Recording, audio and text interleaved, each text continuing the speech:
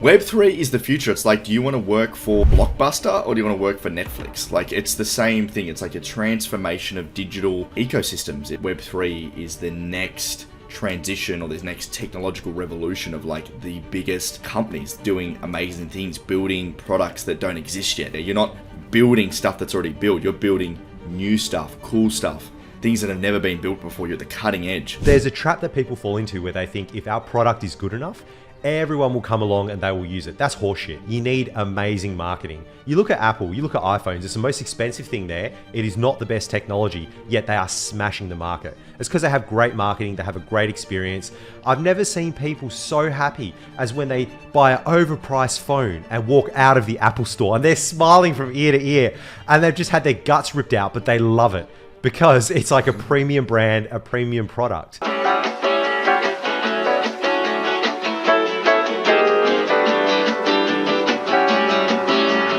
Back to Ben and Berg's episode 10, where your favorite MBA and college dropout talk about everything Web3, startups, investing, crypto, sports, life, and food. Bergs, how are you, dude? I'm going great, mate. Like, where are you? I haven't heard from you. You're not returning my calls. You ghosted me, mate. You give me one call. I call you back. You don't return it. Where are you? What's going on? It doesn't matter where I am, but I could be in Perth and not answer your calls. But I'm That's it. Oh, yeah, I'd ghost you anywhere, mate. Lovely.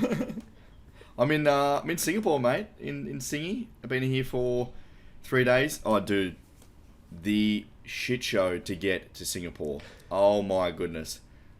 So did you get stitched I up? leave Sydney. Okay, so I'm in the Gold Coast for like 8 days, 10 days. I don't know. I'm in the Gold Coast. I get up 7:30 in the morning, train to Brisbane. I've got to fly to Sydney, then to Singapore. Why I'm going via Sydney, I don't know. Anyway, I'm going via Sydney. Get a flight to Sydney. No worries. Get there. International check-in. Couple hours wait, great, no worries.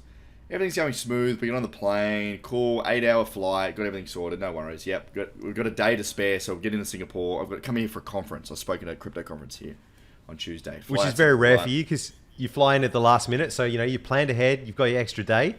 I have a day ahead. I'm going to see, like, we'll check things out. We'll see what's going on. I had meetings and stuff, so it was all right. We'll figure it out.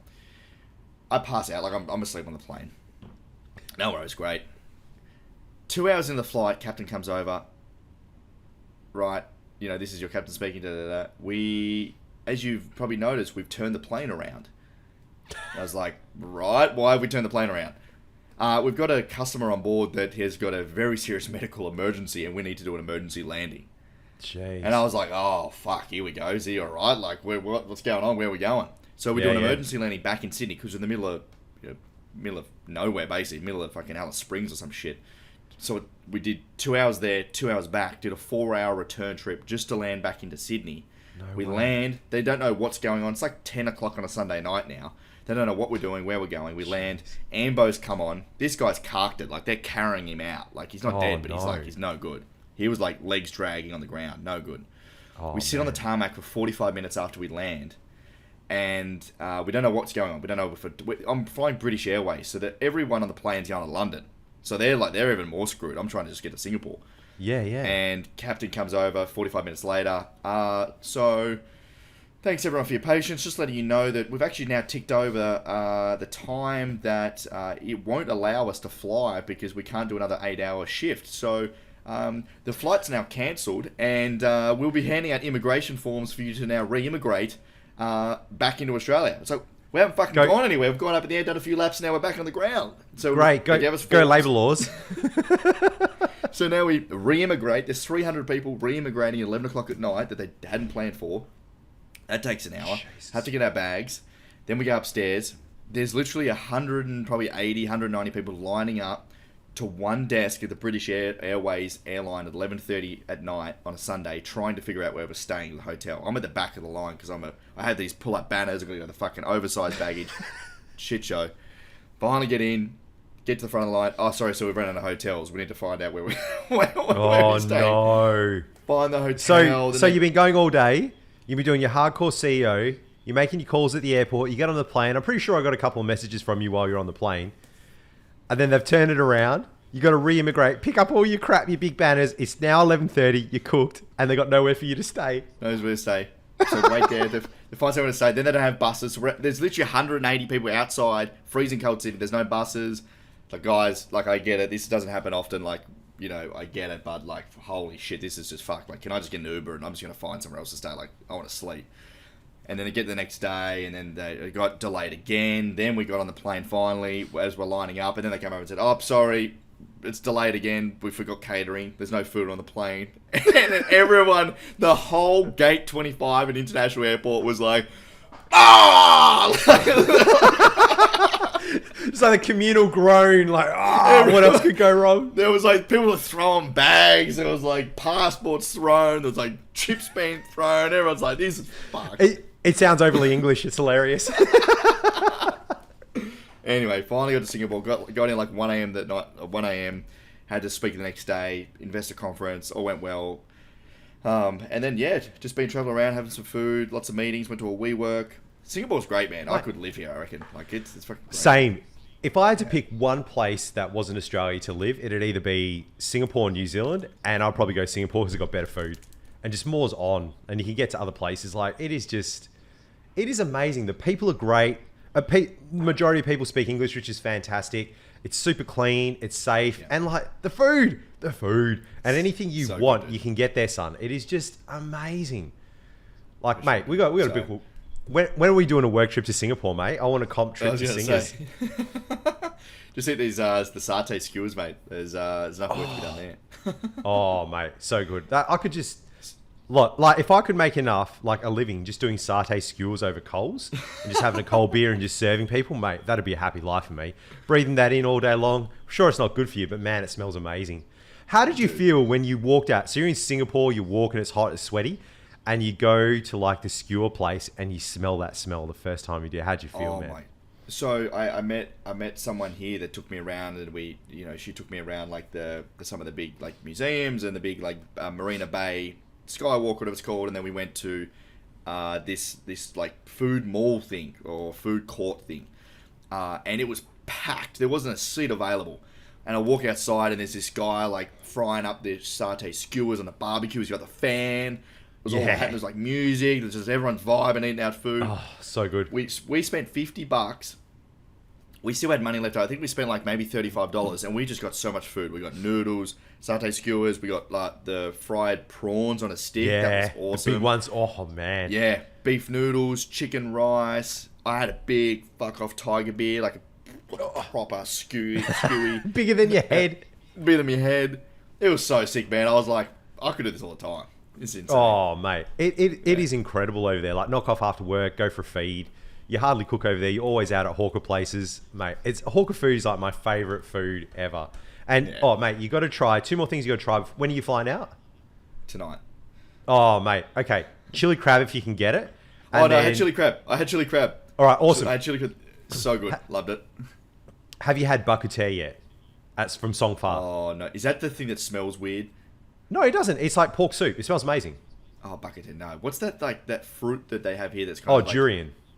Durian, yeah, that's it. That smells disgusting. Like, you're not allowed to take it on the train or anything. Although it tastes delicious. Like, get a durian milkshake before you go. So, Songfa is like 400 meters from your hotel. If you don't manage to get there for lunch or something, there's one at the airport. Okay. I'll try and get You have to do it. There's the number one thing. Okay. All right. So, amazing. I just want to go to Singapore now. I'm going to talk to the missus. So, this episode is about how to get a job in Web3. But before we do that, I'm going to tell you my story from the weekend about how I got stitched up. You got a stitch up story. I've got one as well. And this just did me in, mate. So, go to my mum's place, right? You know, nice old lady. Sit down, have a cup of tea, play some cards. She thrashes me, feeds me up, all that kind of stuff. And she's like, "Oh, Aaron, you know, I'm a mandarin tree. Oh, I've got a couple of mandarins near the top. Can you just, you know, take them off? I don't want, you know, all the, you know, rats or whatever to come and get them." I'm like, "Yeah, cool, no worries." Go outside, take off one mandarin, take off the next one. I'm like, what the fuck? And I literally look at my finger and there's this thorn that's about 2 inches big. And it's literally like gone through my finger. And I'm just like, fuck. And I'm literally like screaming. At the other end? Yeah, like went through, right? And I'm like, no. And then I look at this tree and it's just covered in heaps and heaps of spikes. And I'm just like, what the fuck? So I tell my mum about it. She's like, "Oh, don't worry about it. You'll be fine." And then I'm like, I go back and I get another one and it literally just pokes my finger again. And I'm like, what? And I'm like, I don't want to do this. I'm like getting so mad at her. And she's like, oh, don't worry, I'll give you something to do. And then she walks inside, doesn't offer me gloves, doesn't do anything, just goes, yeah, you'll be right. So anyway, I'm being like real delicate, managed to get around. I get like, 4 or 5 of them. There's 2 left at the top. And I'm like, look, I'm calling it. That's all there is to it. I can't get those other 2. They're right in the middle of the tree. I put my arm in there. I'll have scratches all the way up. It's just ridiculous. She's like, yeah, no worries. So she puts it in a bag and then she opens one and she's like, oh, they taste like lemon. Because apparently what happened to this tree was it was cut back like really small. And when that happens, it turns into, I think it's called a privet, where basically it's like, all right, game on. You're trying to kill me. I'm going to kill you. So it grows spikes and it grows like weird fruit. So anyway, I grab the bag and I start to bring it inside. She's like, what are you doing? And I'm like, well, here are your mandarins. Like I've been real careful with them, taking them off the tree. You can eat them, that kind of thing. She's like, oh, I don't want them. They're for the bin. And I was like, what the fuck? I'm like, you seriously stitched me up. I've got cuts all up my arms and through my hands. I could have just got big secateurs and gone like that. So I was so mad and she was just laughing at me. Biggest stitch up. So anyway, I get these big shears and I go and I cut the last 2 off and she's like, oh, while you're there, just cut part of the tree. So I'm like cutting this massive tree off. I got thongs on. I step on the thing. A spike goes through my thong and just misses my big toe. This is just ridiculous, mate. It was like, and I just walked out of there and I was just like, I'm convinced that my entire life is just one big stitch up, mate. Like, oh, unbelievable, unbelievable. Your mum sent you into war in the in the mate, backyard, man. She's an Indian mum. She just loves to dish out the pain, mate. Like, she's just laughing at me. She's like, I'm old, I'm sick, I don't care, you can deal with that. You're my son, you have to do it, it's your responsibility. Unbelievable. Unbelievable, mate. Ben, there's the stitch up stories. Let's jump into Web3, how to get a job in Web3. So let's kick off. Ben, what is Web3? So the best way to think about Web3 is a transition from Web2. So Web2, think about Facebook, think about MSN, think about any sort of platform, Snapchat, Instagram, any platform where you are the user and that centralized, platform is the owner of the data. They own the data, they get the revenue, they own everything, you are the user of that data. Web3 is a transition from Web2 where you are the owner. There's no centralized personal or authority. You as the user, you get to own the data with everyone else. You get the benefits, you get the rewards, you get to distribute the things that you want. So Web3 is basically probably started from 2020. It's the metaverse, it's new games, it's decentralization, it's crypto, it's blockchain. It's the ability to interact peer-to-peer in any platform without the need of a central authority. So that's where we are, Bergs. Web 1 was probably like typewriter shit, like back in the day. It was the old websites where it's like the white and black websites where it's got like a little search and text box. Like it's like super old school. That's it, to Web3. Oh, fantastic, man. Mate, you absolutely nailed that. I'm impressed. And why would anyone want to work in Web3? Why do you work in Web3? Because you're insane. That's why we're working in Web3. Web3 is the future. It's like, do you want to work for Blockbuster or do you want to work for Netflix? Like, it's the same thing. It's like a transformation of digital ecosystems. It's like, I guess the money, the amount of venture capital, the money, the talent, the people that are coming into this space are building things for the next 50 years.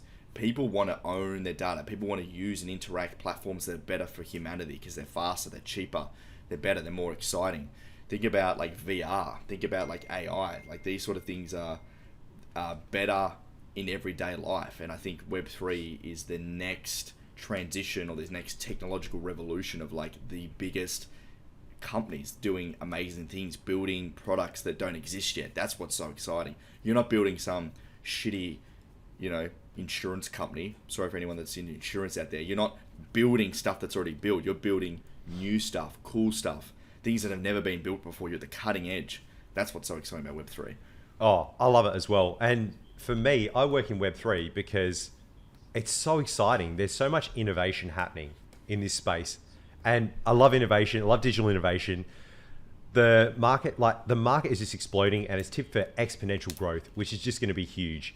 And if you think about it, if you're building a company, you're literally just riding that wave, that market. You can't really decide where the market goes, but you can choose where your surfboard goes. And really, this space is so collaborative. We're shaping the future and it's just permissionless. Like you can just jump in and have a go.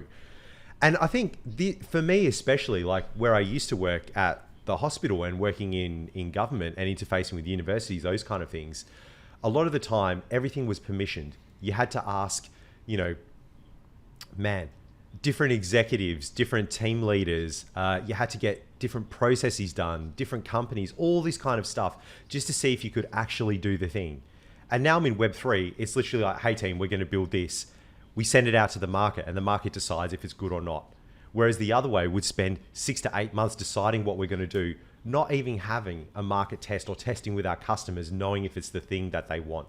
But they wanted to, you know, they're worried about risk and all this kind of stuff, instead of just doing a very small prototype in a contained area. And really the thing for me was then I was choosing unhappiness over uncertainty.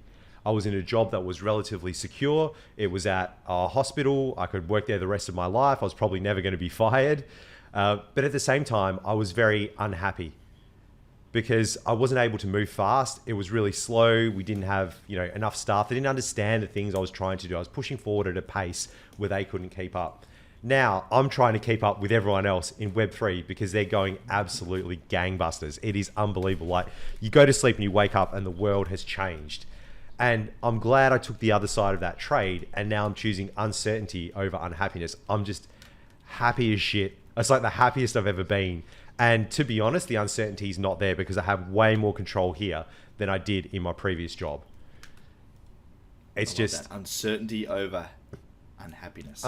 Yeah, it's the Tim Ferriss thing. This is the thing. And if you look at anyone, like, people will 99% of the time will choose unhappiness over uncertainty. Because they don't want to jump into that pit and be like, oh, I'm not sure how this is going to work out. They're like, oh, I'll just take this thing where it's safe and secure. I'm not really happy, but at least it's predictable, and I'll choose that instead. Oh, I fucking hate that. I'm not going to name the person. Yeah, I'm not going to name the person, but like, I just remember, like, I was really pushing for this person to be like, you know, go try something new. Like, I've heard you complain about this for so long. Like, it was a 9-to-5 job and they didn't like it, they hated it, but it was income and it was stable, it was good for the resume, good for LinkedIn. I was like, fuck that. Like, you are unhappy as shit. I can see it. Like, go do something fun. Fuck that. Go travel. Go do something. Go live in Mexico for $1,000 a month. Like, I like just the, you know, and I get it. Like, you know, and this person didn't have, you know, a mortgage or kids. Like, I get it. There's different you know, points of life where, okay, it's going to be harder to just like go and do something. Like, yeah, in your situation, Bergs, like, you took the leap of faith, and you know you've got you know you've got a life, you got a wife, you got kids, you know, in a house. That plays into it. Yeah, because it's like, you know, do I go into a startup that could blow up in 3 months, and then where am I going to be? But the reality is there was no risk at all because I've done a job for, you know, years and years. Now I've got a skill in another area, and I'm an executive in that area. It actually makes me more employable than less employable. Do you want to talk about how you got to Collective Shift? Do you want to talk about that? Or yeah, let's get amongst it. First? Go. So Bergs and I, we've known each other for how long now? Like, fuck. Oh, since 2017, mate. Yeah. Yeah. 5 years. Jesus. And so Bergs initially did some consulting for us, and, you know, we worked together on a number of different projects. And I think what Bergs did really well was, it wasn't like, I'm not working in Web3 at all, and now I'm doing everything in Web3. It was like this sort of like, it was a timeline of doing a bit of both. So you were able to like offer your services. In early days, like, we didn't have a lot of money, so you were like, you know, doing things for very cheap, offering different things. I remember a call we had when I first met you, Bergs. You're like, hey, this is what I do. How can I help? You're like, that was it. It was like, I just want to help. This is the things I'm good at. Like, what are you struggling with? Like, let me help. That was the first, like, offer, you know, that was just where it all started. And then from there, it was like a gradual process of, like, you just adding value, doing different things, helping out. You know, you've been my mentor for a long time. You're helping me do a lot of different strategy, product stuff. It was like, it was a 5-year process. But I think that's how I got started in crypto. It was like, I did some projects and did add some value, and it just sort of like grows from there. And I think that's what works so well. Now, 5 years on, this opportunity opened up. Was like, literally, I'd been working with Bergs for so long. I was like, I need a Bergs. I need a product strategist. I need a leader. I need an exec. I need like a guy that understands finance, a guy that understands risk and MBA. Like, that's the opposite of me. I'm like, let's go fucking hell for leather. I don't know anything about all this sort of stuff. So I need a Bergs to balance that off. And I think that was a process of working with you for so long that's how it just made so much sense. Like, I interviewed other candidates, but it was like you were miles ahead of anyone else that was it sort of interviewed. So yeah, and how it worked for me was I joined the group and then started getting involved, posted a bit of like analysis, was signed up as a moderator. That's just an unpaid kind of role, but it gives you status within the group. Then we had a few chats around, moderation and how things are going, where the company was going, helped out a bit more. And then, started my own business and just started a side hustle, which was consulting while I was working full time. I love crypto, would spend a lot of time in there, might as well get paid for it and help to grow a business. And then I think, that grew and grew. And at some points I went kind of part-time where I was working for a quarter or something like that. And I'd work, when the work was on, work a bit heavier with you, Ben. And then, eventually I was like, look, I realized like, although I was like happy in my work, it didn't feed my soul and it wasn't happy enough. Like I'd done it enough. I needed to make a change and put all those skills I had to work. And I wasn't able to do that at that job, but I was able to do it with you guys. So I think I called you like around Christmas and I was like, look, man, because I was trying to join the business earlier and a lot was going on. There was a restructure and a few other things. And I called you around Christmas. I'm like, look, man, hook me up with some Web3 people. I want to work in Web3. And this is Ben. This is how good he is, right? He's like, oh, look, mate, that's really interesting. Look, give me till after Christmas and we'll have a chat. So he buys himself some time, right? Buys himself some time. I'm like, cool, mate, no worries. Like after Christmas comes, talking January, he's like, so, mate, I've been thinking about it. Would you want to join up with us, mate? And then just starts the conversation from there. And it's so funny. Within 3 minutes, we just launched into, he's like, this is where the business is at. I've interviewed these people. We've got product managers from like JP Morgan, this place, that place. And like, one's great at dev, one's great at product, but none of them have like product tech strategy, all this kind of stuff like you do. And that was really interesting because like I was like the implicit favorite, the candidate, because you're interviewing these people, but you're kind of like, they don't hit the mark because you were comparing them to me who was like doing the job previously in a consulting kind of way. And this is what I want to say to people, where there is no perfect job for you, but the perfect job is the one that you create for yourself. Start off wherever you can. And then within that job, start taking on more responsibility, devolve other responsibilities and make it into the thing that you want. And that's what I was actually doing with Collective Shift, because we played to my strengths. I was a consultant. I could say what I wanted to do, what I didn't want to do, what I wasn't great at. You should give that to someone else. That then formed a role, which was a role I was able to step into. It's a really great point. I started something similar when I was working in the last crypto company. I started doing it. My first entry was I was like working out like online operations. So it was like, automation of memberships. And then I got into event planning. So organize an event, roadshow around Australia. Like that's what I started. And then I got into marketing and then the operations and then gradually leadership and strategy, and just goes from there. You naturally find what you're interested in as you spend more time in the space. So I think that's a great point. You make your own role as you get in there. Absolutely. And let's go through, I've written down a few of the roles of Web3 jobs. And honestly, in Web3, you can do anything.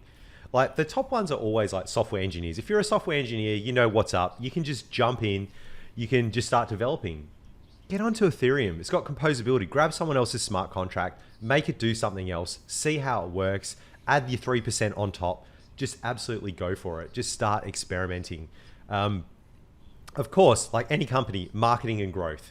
Like this is the thing. There's a lot of technical people that will start Web3 companies, and they'll usually have a technical founder and maybe like a sales kind of person, or, usually they're all technical people. They're all very nerdy. What they suck at is marketing. There's a trap that people fall into where they think if our product is good enough, everyone will come along and they will use it. That's horseshit. You need amazing marketing. You look at Apple, you look at iPhones, it's the most expensive thing there. It is not the best technology, yet they are smashing the market. It's because they have great marketing, they have a great experience. I've never seen people so happy as when they buy an overpriced phone and walk out of the Apple store and they're smiling from ear to ear and they've just had their guts ripped out, but they love it because it's like a premium brand, a premium product, like marketing and growth. And you've got, look, sales and business development, every business needs that. Here's an interesting one, token economist. So if you're in economics, you understand all that kind of stuff, you understand game theory. People like, this whole thing is run on tokens and they need to understand treasuries. How do you manage it? Treasury bleed, all of these kind of things, finance, investments. product designers and product managers, oh my God, we need a lot more of those. The user interfaces and user experience in crypto is just shit. It is shit. Yeah. Like every time I pull out my hardware wallet and I try and do something, I have a heart attack. And I've been in this space for over 5 years. Like, we need you guys, come in, please. If you're a crypto company, hire more of these people. You need them, right? Oh man. And like, I'll just rattle off a few more. Visual designers, communicators, content creators, social media managers, member support, community management. There's all these things. If you think you have none of these skills, be a communicator. Like, I have seen some amazing stuff where people just translate some crypto stuff into everyday speak, or make a simple newsletter, or brilliant ones I've seen. Like, okay, the whole thing about crypto is it's permissionless, right? And we believe in proof of work. Show us what you got. If you see some like jacked guy or stacked girl walking down the street, that's proof of work. You know they've been to the gym. You know they've put in the effort, right? This is what we want to see in crypto. So you can jump into any company or any DAO or like Discord. If you Google like different types of DAOs, you see the top ones, Bankless and a few others. Jump in there, start helping out. Discord's like a fire hose. Some great ones I've seen where people have created jobs is they jump in and they round up all of that kind of stuff into a weekly newsletter, and then they send that out and they'll like pay you in tokens. It's amazing. There's bounties you can do. Then I saw someone remix that where they got the newsletter and they did an audio version of it. All they did was read out the newsletter, and then people consume that content, and you start to build your portfolio of things that you're doing in Web3. Have you seen any of this kind of stuff? Yeah, I have. I sort of think about my entry into Web3 was around really education. Like, I spent 6 months consuming literally every single piece of content I got my hands on for 6 months before I actually started to invest. So I think the other thing as well is like really understanding and trying to increase your knowledge during that time as well can really help. And also volunteering. Like the last assistant I had, he cold outreached me on LinkedIn and was like, Ben, I really want to help you out. This is what I'm interested in. This is my background. Like, let me know how I can help. And it was a little bit better than that, the outreach. And I get a lot of them, but like this one stood out. I was like, you know what? Okay, no worries. Let's catch up for coffee. Let's see how we can help. He ended up being my assistant for like 6-12 months. And you know, I think that's another way of like just putting yourself out there, going to events, going to conferences, go to these networking events. There's so many crypto conferences right now, especially in Australia. Well, anywhere really, Singapore, but it was one of yesterday, America. There's like these conferences everywhere. Go and network, meet people, offer your services. Just be like, how can I help? Do you need help with anything? Like, can I volunteer? Like, what? Like, this is what I'm good at. I can do this. Like, let me know if there's any opportunities. And just network, collaborate, create some content. It's funny what happens when you start to just like build the network and. Oh, that's it. Yeah, was it your surface area for luck just increases exponentially? It's spot on. And 100%. Yeah. Just get in there and do whatever you can. Like generally with jobs, you're like, oh, that's beneath me or not what I want to do, but you'll be surprised how fast things happen in crypto. And to put yourself ahead of the pack, I've seen some brilliant stuff. So the way I did that with Ben was obviously I worked with him, right? And you know, he knew what I was capable of. But what I also did was in the time where I wasn't consulting and between then and when I actually joined a DAO called Shiny, and I started working with them. And you know, we just did permissionless things. Like, I'm an MBA, I like a lot of strategy, so I drew out like a Vario model for them to show kind of, you know, where valuable, rare, inimitable, and organized, which is basically, if you've ever done a SWOT analysis, like strength and weaknesses, this is the next level of that. So I did that for their business and showed them where they could capitalize on the things they weren't actually doing, like what the value in their business was. And I built a flywheel for them as well. And while I was in there, I learned heaps about NFTs and tokenization and everything. So I was actually able to bring that to the interview I had with Ben and Aman, our other guy, and let them know. That's a really good point, Bergs. Like, I think being able to take something where you see you can improve with something that you know and bring that to somebody or a team, like that's fucking cool. Like when you came to me and I don't know, we need a product strategy or we need a strategy of some description, and you came to me with like an 8-page like fucking SWOT analysis, competitor analysis, like everything that was wrong, everything was just fucking shit with us, and like this is how you fix it. I was like, oh shit, okay, no worries. Like this guy, like this is what we need. Yeah. Versus what I said before was like, yeah, I can help with anything. Well, that's a little bit broad. So I think if you can niche down, look, it's like if you're a UI and UX guy and you see our website or you see a website of a product that you might want to work for, and you redesign it, and you send the CEO a DM on LinkedIn and like, hey man, I'm a research designer. Just in my spare time, I took out thinking of your site. I saw like 4 areas for improvement. So this is what I came up with. Send him a screenshot of that like image. I'd be like, oh fuck, this guy's like serious. He's willing to put in the effort. Yep. He knows his shit. I'm organising a coffee or a Zoom with you right now. Like if it's legit and it's like, you know what I mean? You mean well? I mean, this is exactly it. Because what people do is they're like, oh, I've got all this experience. I've got all this stuff. It's great. I'll put my CV in and a cover letter, or I might do a little bit more. Everyone does that. That's the base level.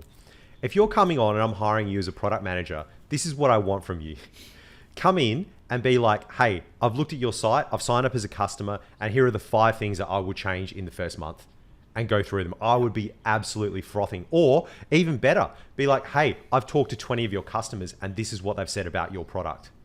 You are proving to me, you spent maybe, I don't know, 2 hours, 3 hours, and you're proving to me you can already do the job. And I would be having a different conversation. It would not be, tell me about your skills, your experience. It'd be like, right, tell me all about my product. What do I need to fix? When can you start? It's a very different conversation. So being unique, I think Berg is another one, like being unique and standing out from the pack. Because remember, it's like Tinder, right? You're not the only guy on Tinder. You're competing against every other basic dude out there that, is like saying the same shit. You need to stand out. So like yesterday at the event, when I was speaking on Tuesday, I had a panel, crypto panel, or I don't know, it was like a finance panel, investing panel. There was 5 people up there. I was the only guy in a t-shirt. Everyone else was wearing a suit. And guess what, afterwards? I had the most business cards on my table because everyone wanted to come talk to me because I was the unique one. Yep. So I think being unique, being a little bit out there, being like not in the pack, doing something extra, going the extra mile, saying something different, being you yourself, your natural self. Don't pretend to be someone else, but being your unique self and just being who you are and giving value is the best way to start. 100%. I love that, mate. You need a point of difference. You really do in this space. And because a lot of people want to come in here, but honestly, crypto people are busy. They're no bullshit people, and really just prove to them up front that you're interested, that you can do the job, and you'll be miles ahead of everyone else. Other great ones I've seen is one guy in a DAO, he actually was applying for a job and he asked for advice of the group, like, how do I apply to these people? And it was for an NFT position. I forget exactly what it was. He actually wrote his CV as an NFT, put it on the blockchain and applied that way. So he's literally applying the technology and he ended up getting the job. And it took him maybe a couple of hours to do. Another one was, this is outside of the crypto space, but the 20-minute VC with Harry, right? So he always wanted to be, it's a brilliant podcast. He always wanted to be a venture capital, investor. He wanted to be a capital allocator. But he was too young. I think he was 16, 17, and he didn't have heaps of money. And they wouldn't let him do it because he's too young. So what did? He created a podcast. So he literally got all the people in, started speaking to them, learning everything, became an authority over the years to when he could actually invest. And now he's got all these people in this network behind him through his podcast, which generates cash, which he can then invest. And he gets the best deal flow out of the majority of people. It is unbelievable. Creating a podcast, even if you're just learning, and you don't know anything about crypto, you can create a podcast and you can have people on and you can learn in public. It is an absolute brilliant way to do it. Yeah, I love it. Yeah, and the last thing I reckon I'd say on this is there's heaps of job sites out there, like Jack Busher has one, Pomp has one. There's like Remote3, Web3 Career. A lot of them are remote work, which is fantastic. So you can work globally. Crypto people are really accepting of that. We're 24/7 global people.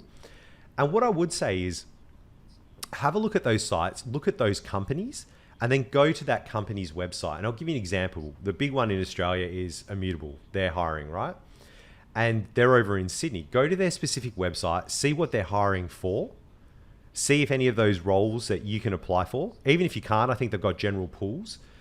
And then you can jump into their Discord, see what they're about. You can use their product. You can buy some NFTs. You can experience all of that and see where their product is going and how you fit in with the vision of that product. That is a much stronger argument rather than here's my CV, I'm going to apply now. I've been a product manager for X amount of years. If you can prove that you're interested in the product and you can see where you and your skill set can fulfill the vision that they have, you'll be miles ahead of the pack.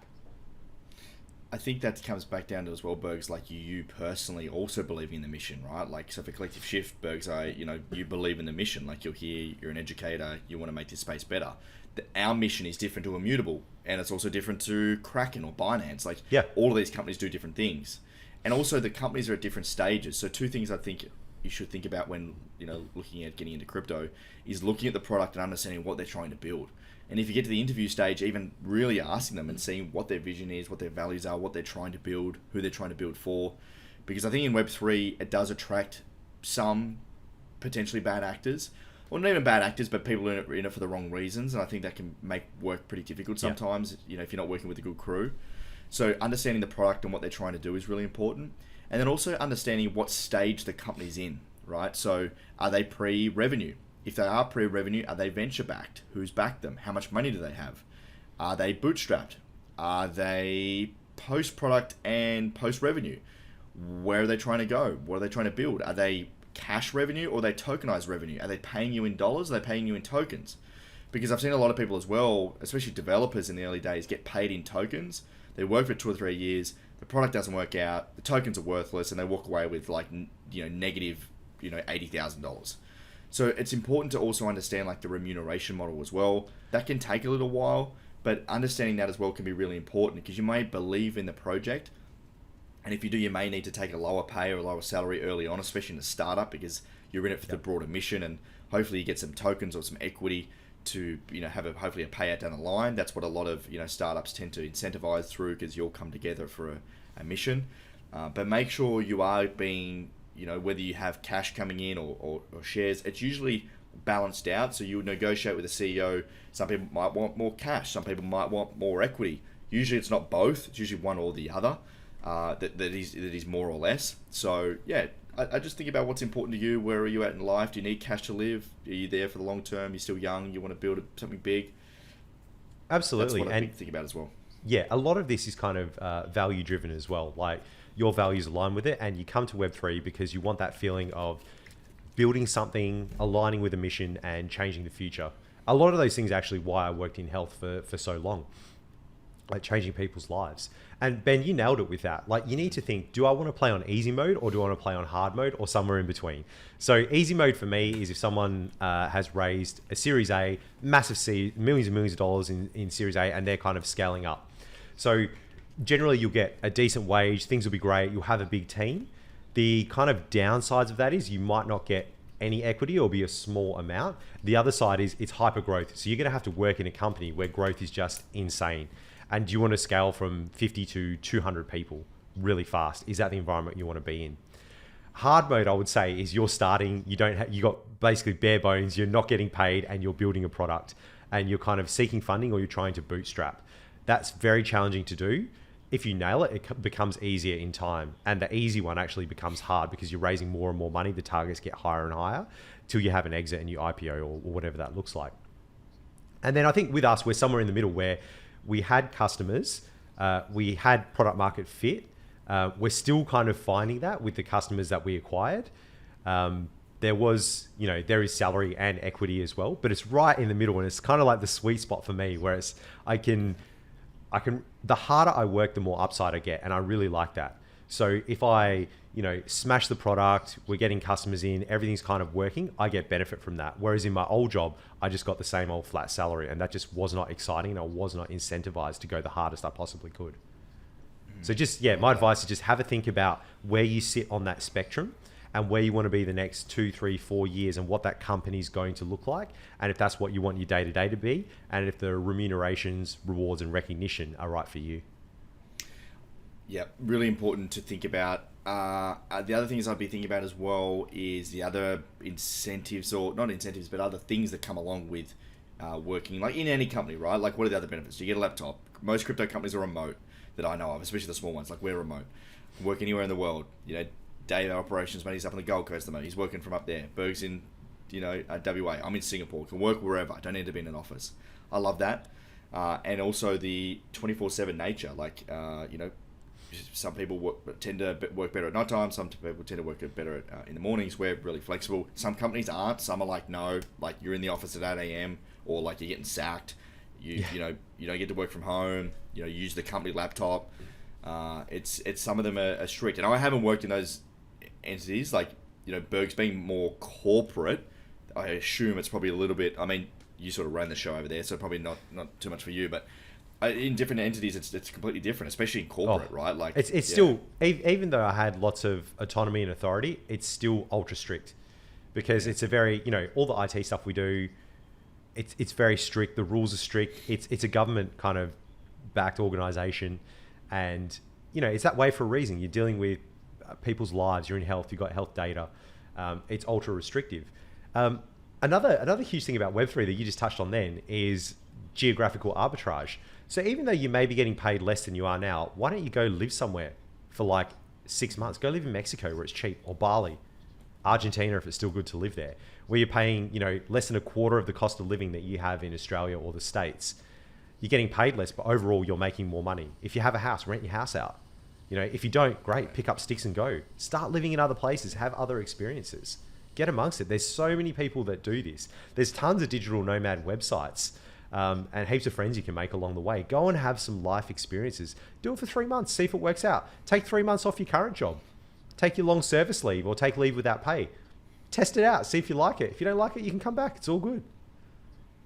I think it's a really good idea to lower your expenses to go and try something as risky as like building a Web3 startup or working for one, where you can really lower expenses, move back in a home, reduce, get rid of your car, stop paying that monthly bill, and lower your expenses to reduce the risk on being able to do that. Like when I started in crypto, I was still living at home, so I could I didn't have that downside risk of a mortgage or whatever. If I was moved out, I could have got rid of the rental and gone and live overseas, moved back in home, whatever it might be, to lower that that risk of ruin, which some people is higher than others. Some people are lucky and it's not that high, but and even if you've got a startup, like you want to do a startup, if you save up like, I don't know, 6 months runway worth of cash, let's say if you're able to do that, whatever that means to you, for your living expenses, if you go and live overseas, that becomes 2 years runway, and you'll have cheaper developers over there as well. So if you really want to hit this and you really want to have a go, these are some things you need to consider.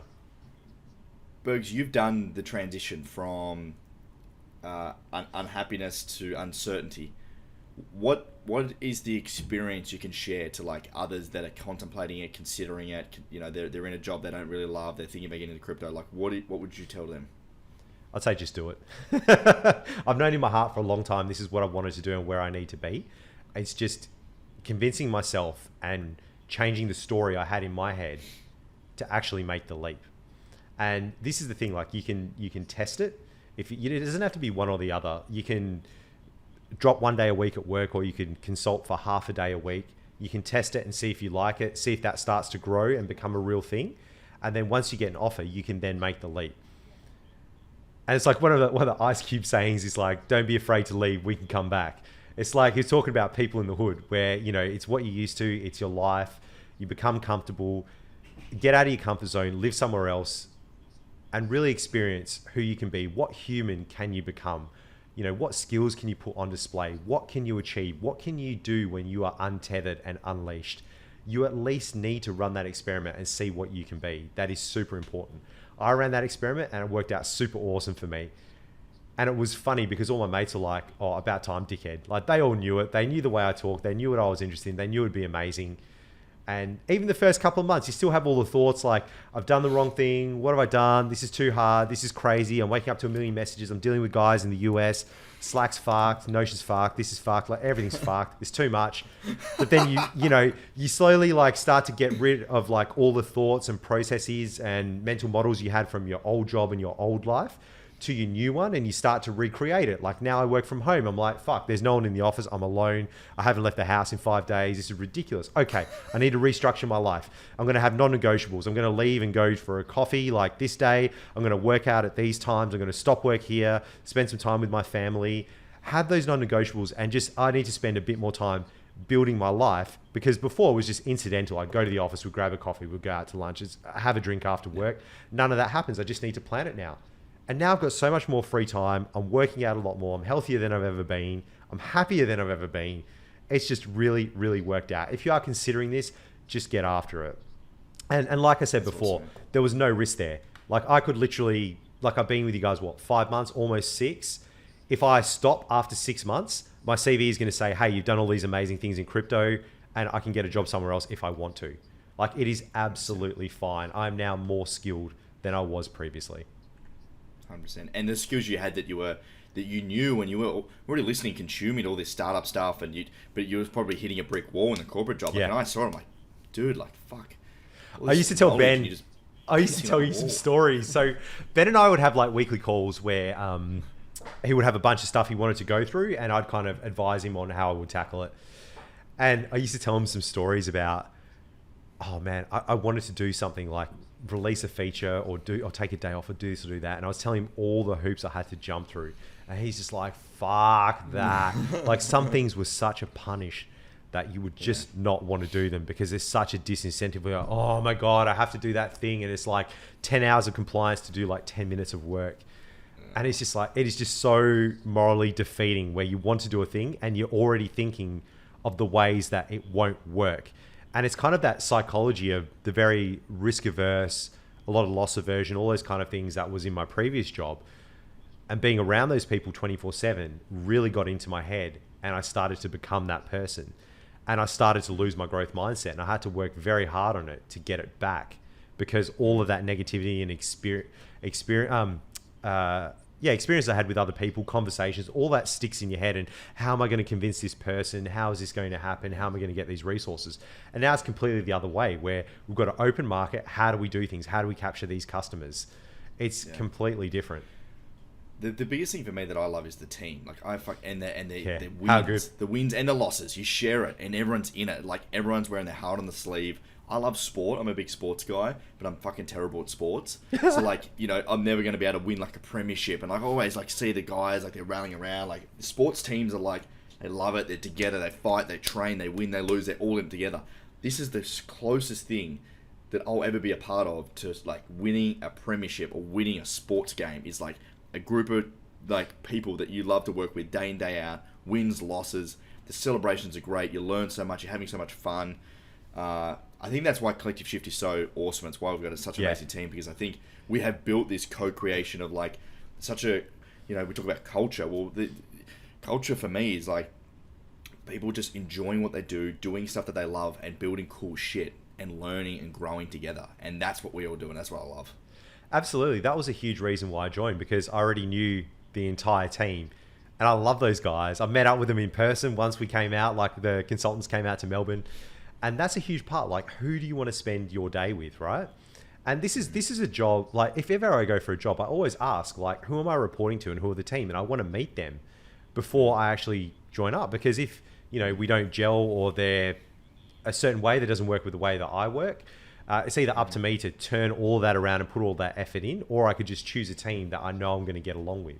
It's very hard to do just meeting people like those kind of things, but especially in crypto, a lot of people are very public. They're in Discords, they're doing different chats. You can reach them, you can talk to them at a meetup, you can see kind of what they're really like. And if you get amongst it, like the way Ben and I are on this pod is exactly how we are in the business. We probably swear more in the business than we do on the pod. That's probably the only difference, right? And that is absolutely a huge part of it, man. And yeah, love it. Super happy. Greatest choice I've ever made. Totally agree. So get into Web3. Mate, absolutely. Now, shall we do meme of the week or meal of the week first? Which one would you like? Let's do meme of the week, man. So you owe me. You should pay me extra for the prep, mate. All right, mate. Let's jump into meme of the week. Let me share my screen here. What did you got? All right. Now, before I display this meme, I like this because it made me laugh. It gave me the feels, and then made me really sad. It hit the holy trinity of memes. Oh, the holy trinity. So, wait for this to load up. This was the meme of the week. So there's an alien there, and there's a bro on the other side, and the bro's just like, hey. And the alien's like, are you not shocked? And he's just like, man, I got a lot going on lately. His face, he's got a ciggy, he's wearing a beanie and a hoodie. He's kind of depressed, he's kind of freaked out. And I'm like, oh, mate, that just describes life. And I looked at this and I was like, roller coaster of emotions. Yeah, that's a roller coaster of emotions.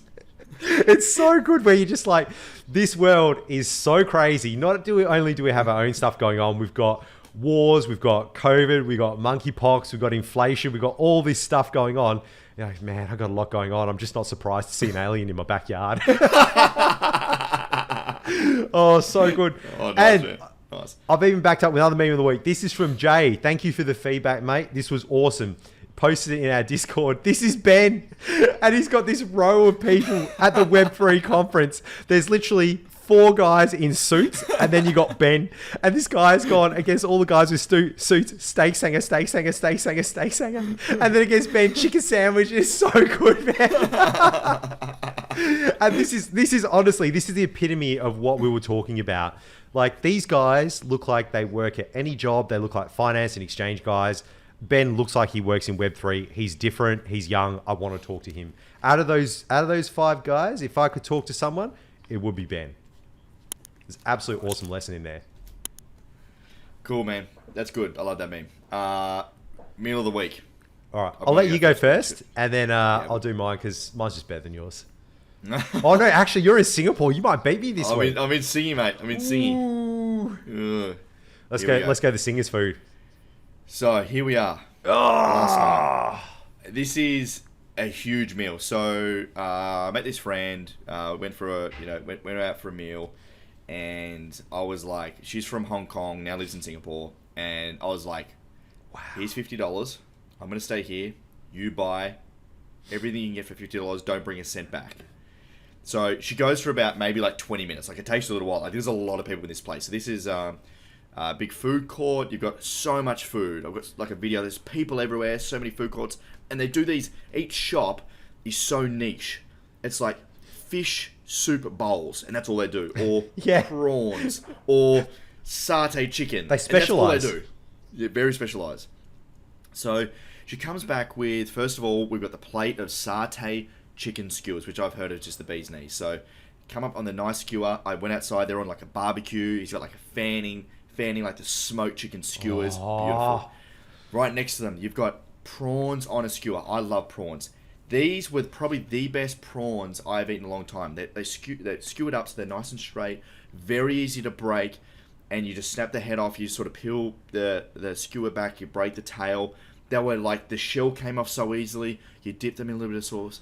Yum, yum, yum. Beautiful. Right, then we move to the beef noodles. These noodles were insane. Fried noodles. They had the veggies.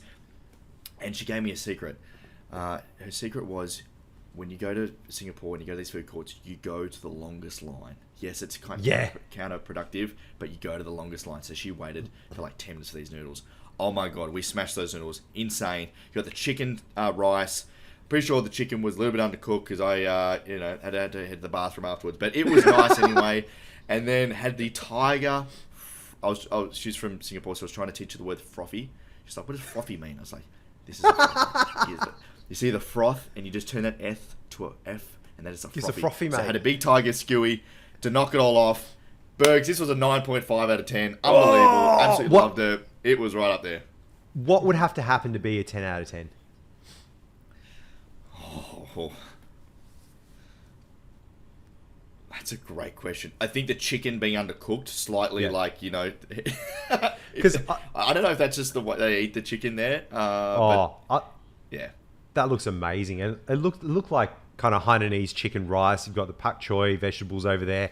You can see the peanut sauce is just split on top, and even just having with the skewers, like the rice and the cucumber, and oh man, I would fly to Singapore just for this. Unbelievable, dude. It was so nice. I think you may have beaten me this week, but look, I'm going to give it a crack. I'm going to see how I go. All right.